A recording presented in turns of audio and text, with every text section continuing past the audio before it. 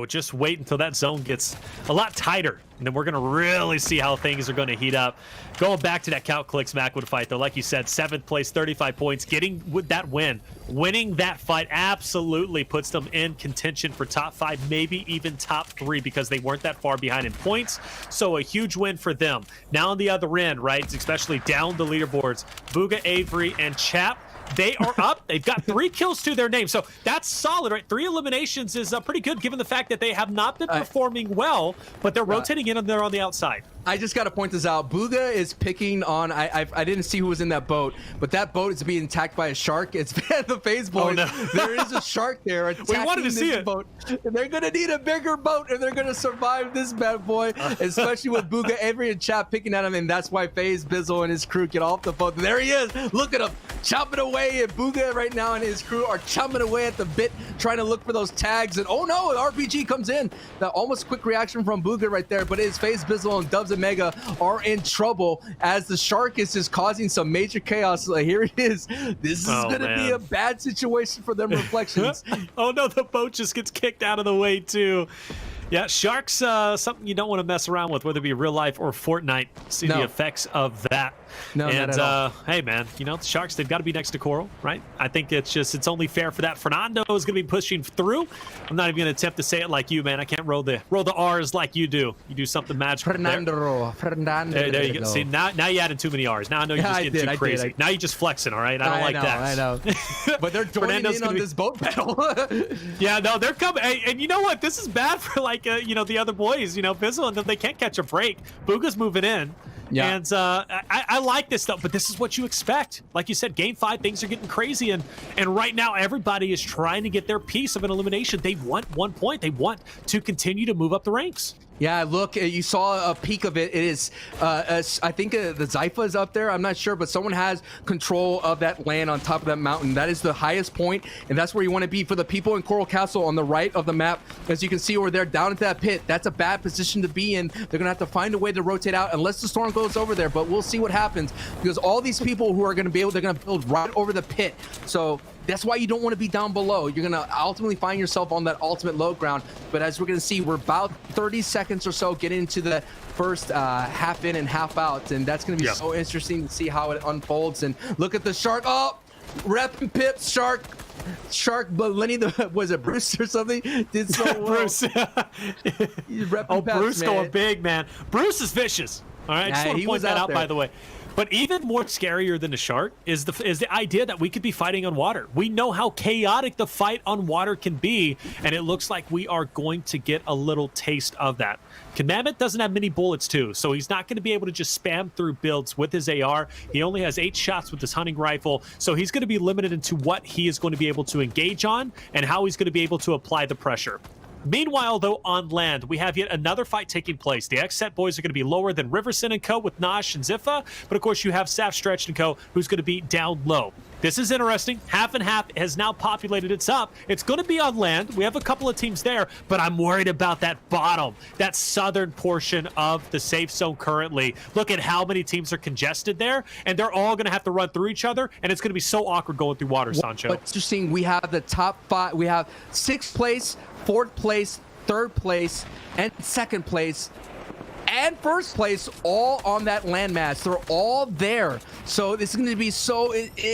we're talking about the top of the board fighting for this piece of land because they know how valuable it is. So we're talking about major money on the line. Every elim, every placement costing thousands of dollars. Every RPG costing so much health as well, as Reverse is going to have to shield up as fast as possible, as the rest of the lobby is going to make that rotation, knowing that that team is now focused on getting geared up. As Reverse, Miro, and Dave move on foot, you have Slacks, Key, and Illis moving on foot as well.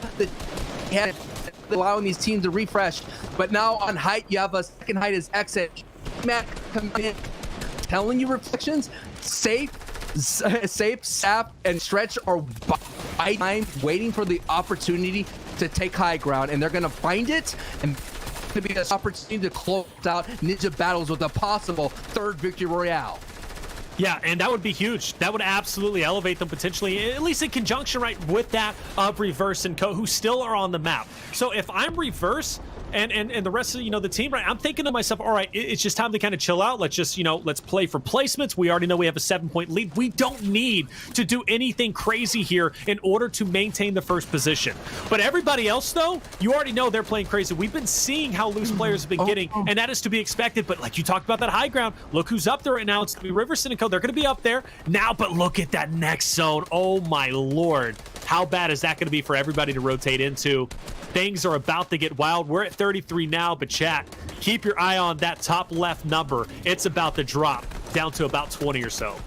The good news is that there's not any kind of elevation they have to go through. I did see Reverse 2K, Miro, and Day getting focused by Slacks and his crew as they were trying to get in front of the circle. What a great placement right there for Fernando and Team Cloud to get in front of the sword. Here comes Storm Surge. Only one person has to go down, so it's going to be bad. As we do see pick up an elim.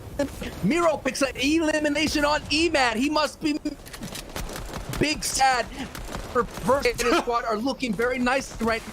It's going to go ahead and go ultimate low, knowing that they're not going to have the ability to hold it right now, and they have to see. But what a big time play from Riverside and diving height. This is going to be a big opportunity for them, Reflections, because they're currently sitting at 6th place.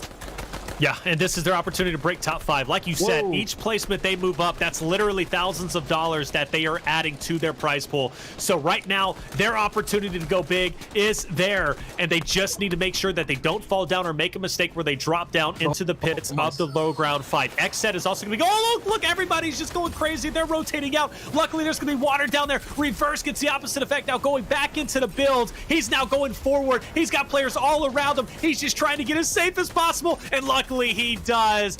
Man, your heart had to be pounding if you were Reverse making that rotation in. It's intense because no one had. They're going to have this opportunity to Riverside for a to these old